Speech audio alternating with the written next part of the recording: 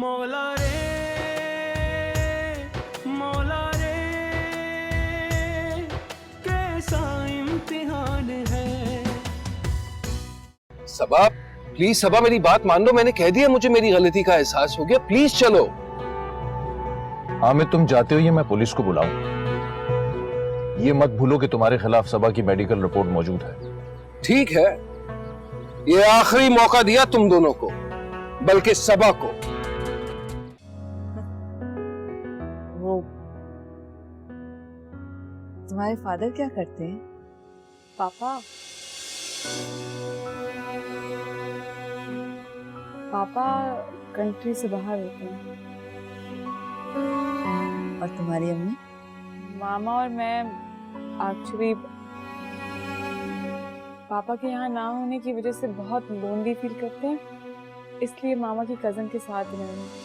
अच्छा अच्छा, मुझे ये तो बताओ कि तुम मुझे अपनी अम्मी से कब मिलवाओगे, ताकि मैं उनसे तुम्हें मांग सकूं। आप जब चाहें अभी चलें। अरे ज़ारा, तुम देख रही हो फैसल की बेसब्री? बेसब्रा कहीं का।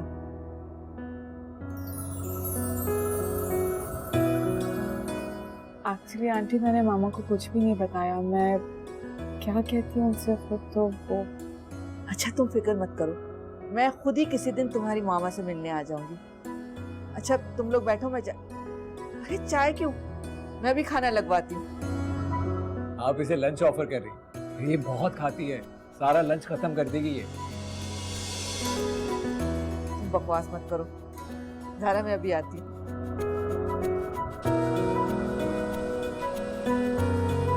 So, कैसी लगी मेरी माँ? हाँ मर तो बहुत स्वीट है आपकी, लेकिन आपको तो मैं बाद में बताऊंगी। शादी के बाद? ऐसे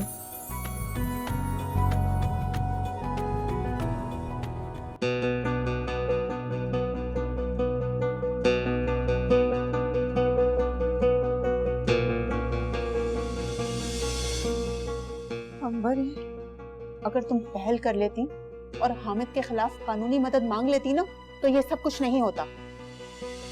क्या होना क्या है, कोर्ट जाओ और हामिद की असलियत खोल के बता दो, और उनको बताओ कि गैरत के नाम पर मर्द औरत का खून कर सकता है ना, तो औरत भी अलहदगी इख्तियार कर सकती है। क्या हुआ आंटी? खुद ही पढ़ लो।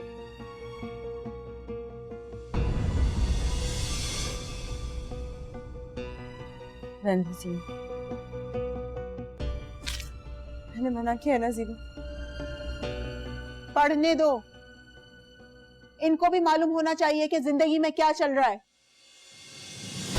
मामा, ये कानूनी नोटिस? अंबर अब मैं क्या करूंगी? करना क्या है मामा, बात बहुत बढ़ जाएगी, बहुत ज्यादा बदनामी होगी, बात मीडिया तक आ जाएगी। आप बात को खत्म कर दें। बात तो तुम्हारे पापा ने शुरू की थी ना। तो मामा आप बात को खत्म कर दें, चली जाएं पापा के पास। चुप रहो। मामा बात तो ऐसे ही खत्म होगी ना। बहुत खूब जीनू, तुम चाहती हो ये हामिद के दिए हुए दुख उठा उठा के मर जाए और बात यहीं खत्म हो जाए। जाओ अपने कमरे में जाओ।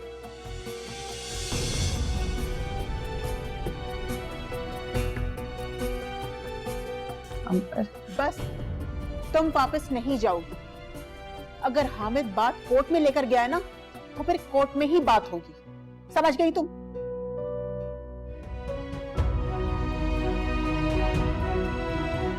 ज़ारा तुम पहली दफा मेरे घर आई हो, मैं तुम्हें खाली हाथ नहीं जाने दूंगी। ये लो मेरी तरफ से तुम्हारा गिफ्ट। आंटी मैं ये नहीं ले सकती। अरे ले लो, मेरी माँ ना बहुत कंजूस है, आज तक किसी को गिफ्ट नहीं दिया। You are lucky. तुम्हें मेरा गिफ्ट पसंद नहीं आया? नहीं आंटी, ऐसी कोई बात नहीं है, बहुत अच्छा है, बल्कि बहुत कीमती है। पर मामा की परमिशन के अलावा मैं इतना कीमती तोहफा नहीं ले सकती, कबूल नहीं कर सकती मैं। शाबाश बेटा, यकीनन ये तुम्हारी माँ की तरबियत का असर है। तुमने मेरा गिफ्ट नहीं लिया, उसका मुझे अफसोस था। लेकिन खुशी ज्यादा है, क्योंकि अच्छी बेटी अच्छी बहू साबित होती है। खुश रहो सदा। तो इसका मतलब ये है कि आपने अपनी बहू का इंतखाब कर लिया। फैसल, मैं तुम्हारी थैंकफुल हूँ कि तुमने मेरे लिए इतनी अच्छी बहू मुंतखब की है। Thank you aunty. जाओ फैसल, अब इसे वापस घर छोड़ा। और हाँ, इसकी आंटी का घर भी देख लेना, ताकि मैं पहली फुर्सत में ज़ारा की अम्मी से मुलाकात करूं।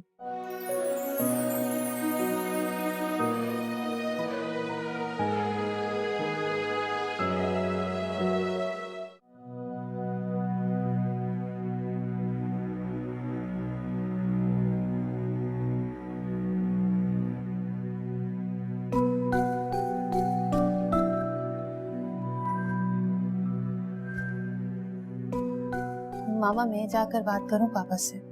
पागल हो गई हो क्या? कोई जरूरत नहीं। वो पापा है मेरे। तो कहाँ जाके बात करोगी उनसे?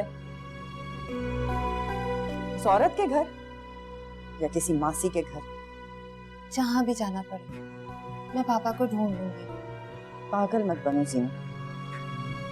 हामिद अगर मुकाबला चाहते हैं तो ऐसे ही सही। मामा आप कोर्ट में नहीं जाएंगे, जमाने भर की जुबान पर हमारे घर की कहानी आ जाएगी। वो चाहते ही मुझे जलील करना है।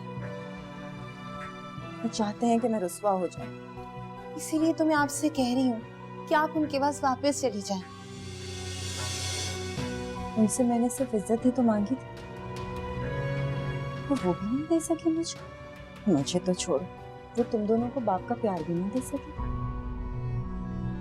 अगर वो अच्छे बाप साबित होते ना, तो मैं जिंदगी भर उनका हर जुल्म सहने के लिए तैयार थी। मामा ये कोर्ट के चक्कर ना बहुत बुरे होते हैं, बहुत सारा पैसा चाहिए होता है इस सब के लिए। आप लॉयर की फीस कैसे अफोर्ड करेंगे? कुछ ना कुछ तो करना ही होगा ना बेटा। आप अहमद अंकल से बात करें। उसकी कोई जरूरत नहीं। अगर परसों से पहले आप वकील का इंतजाम कैसे करेंगी? हो जाएगा कुछ ना कुछ। आती हूँ मैं।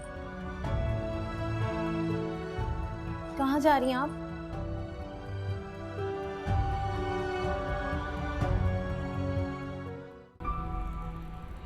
माँ, पहली मुलाकात में किसी से मुतासिर हो जाए सवाल ही पैदा नहीं होता। बहुत परखने के बाद दूसरी मुलाकात पर राजी होती हैं वो। खैर मुझे तो लगता है तुमने कोई जादू किया है। वैसे वाकई कोई जादू तो नहीं किया? आपकी अम्मी बहुत अच्छी है।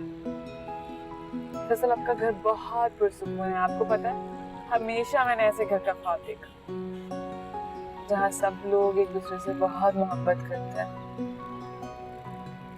मेरे घर में ऐसा माहौल कभी नहीं देखा। ये सब कुछ तुम्हारे बाबा की बेहिसी की वजह से। और तुम्हारी मामा कितनी सब्र वाली है। मुझे तो ये समझ नहीं आता कि सब कुछ बर्दाश्त क्यों करती है। दोनों की लव मैरिज थी क्या?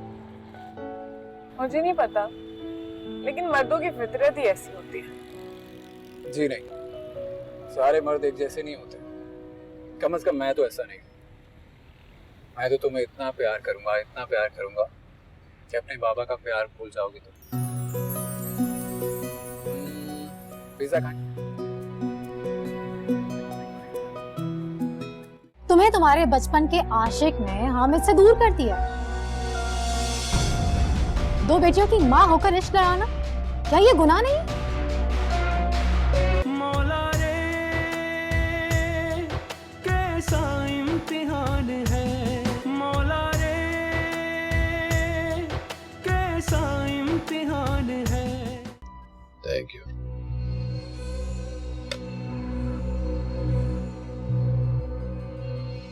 हामिद, अगर कोर्ट ने सफा को तुम्हारे साथ रहने पर मजबूर कर दिया तो क्या तुम्हें उसे एज ए सौतन एक्सेप्ट करना ही होगा? मेरा मतलब है एज अ मासी। रियली? तो क्या वो इसके लिए तैयार हो जाएगी? देखो ताहिरा, सबा जैसी बीवियां रोटी कपड़े के सहारे सारी जिंदगी गुजारने की आदी होती है। लेकिन वो तो तुम्हें छोड़ के जा चुकी है। जो लोग उसके दिमाग को चला रहे हैं ना, तुम देखना, मैं उसे उनके शिकंजे से जरूर निकाल के लाऊंगा। फिर देखना, सबा किसी जर खरीद गुलाम की तरह मेरी ताबेदारी में लग जाएगी। और सिर्फ मेरी नहीं बल्कि तुम्हारी भी, और सिर्फ सबा ही नहीं बल्कि उसकी बेटियां भी। बेटियां तो तुम्हारी भी हैं। माजरत से वो मेरी बेटियां नहीं हैं बल्कि बोझ हैं, बोझ। आ जाओ। हाँ बोलो रशीदा। बाजी कोई सबा आई है, मैंने उन्हें ड्राइंग रूम में बिठा दिया।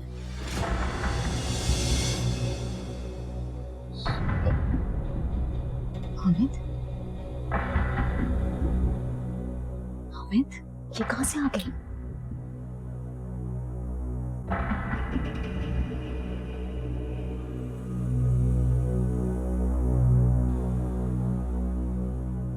तुम यहाँ क्यों आई हो? मुझे उम्मीद थी कि आप यहीं मिलेंगे। ये नोटिस क्यों भेजा आपने मुझे? इसका जवाब तो तुम्हें भरी अदालत में ही दूंगा। मैं जानती हूँ आप अदालत में क्या जवाब देंगे। यही ना कि मैं बदकिरदार हूँ। जिस तरह मुझे जलील करके गन पॉइंट पर अहमद ने मुझे घर से बाहर निकाला और तुम्हें वहां से लेकर गया, क्या कोई बाकिरदार औरत ऐसे जाती? मैं बदकिरदार होती हूँ तो अहमद के घर शिफ्ट हो चुकी होती आपके कहने पर। अंबर के घर पनाह ना ली होती मैं। आप बताइए ना, आप अपने और इस औरत के रिश्ते को क्या नाम देंगे? हाँ, इसके साथ आप अपनी रातें गुजारते हैं। आपके किरदार को मैं क्या नाम दूं? बाकिरदार या बदकिरदार? ए सुनो, मेरे घर के छत के नीचे खड़े होकर ना तुम इतना ऊंचा नहीं बोल सकती। बोल सकती हूँ क्योंकि मैं हामिद की बीवी हूँ और इनकी बेटियों की माँ। तुम क्या हो? क्या रिश्ता है तुम्हारा इनसे? सिर्फ गुनाह का? Shut up! You shut up! Hamid, इस औरत को इसी वक्त निकाल दो यहाँ से। क्यों आई हो यहाँ? सिर्फ ये कहने कि अपने इस नोटिस को वापस ले लीजिए। क्यों जमाने के सामने घसीट रहे मेरे और अपने रिश्ते को?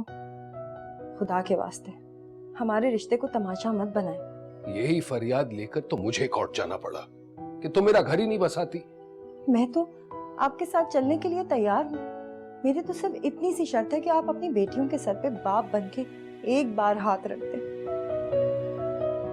उनको अपने बिजनेस का जरिया मत बनाएं। बेटियां होने की सजा तो मत दें उन्हें।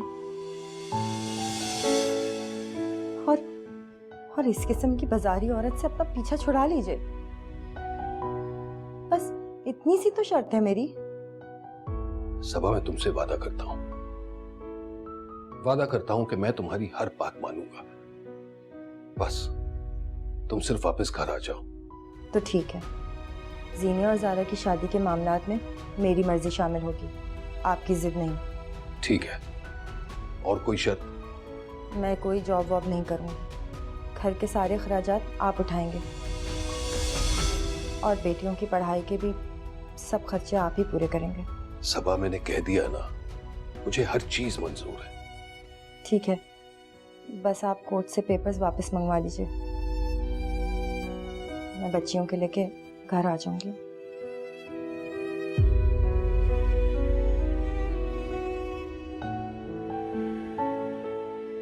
मैं आपका इंतजार करूंगी।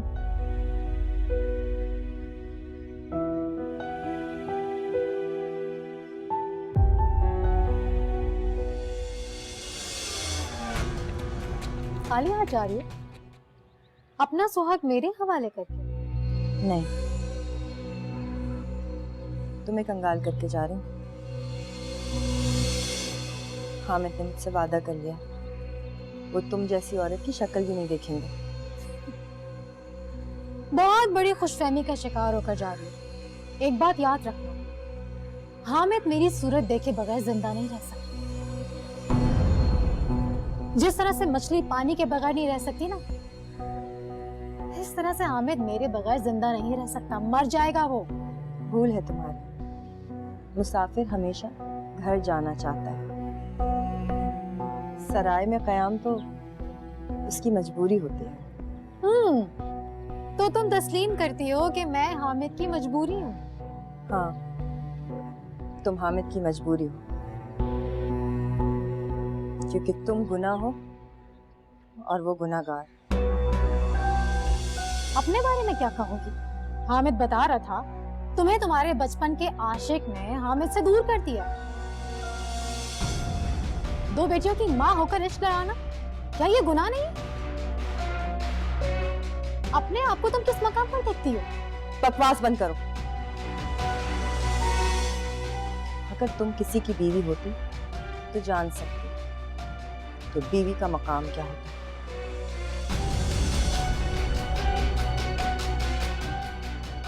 मगर तुम नहीं समझोगी, क्योंकि तुम किसी की बीवी बन ही नहीं सकती और ना इस काबिल हो तुम।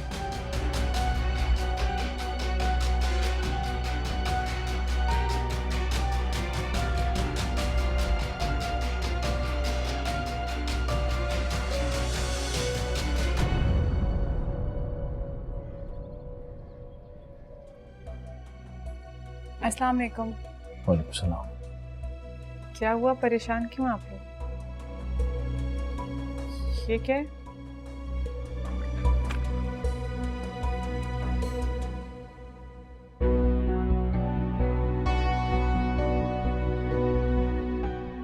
ये तो लीगल नोटिस है। तुम्हारे बाप का एक और घटिया हरबा है जिसे कानूनी शक्ल देना चाहता है वो। मामा किसी दबाव में ना आए, आप लोग बात कीजिएगा उनसे।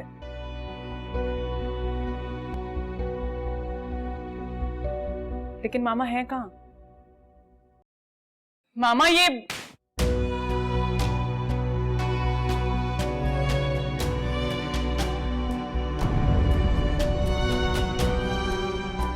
बेहया बेशरम, बिल्कुल शर्म नहीं आती ना तुमको?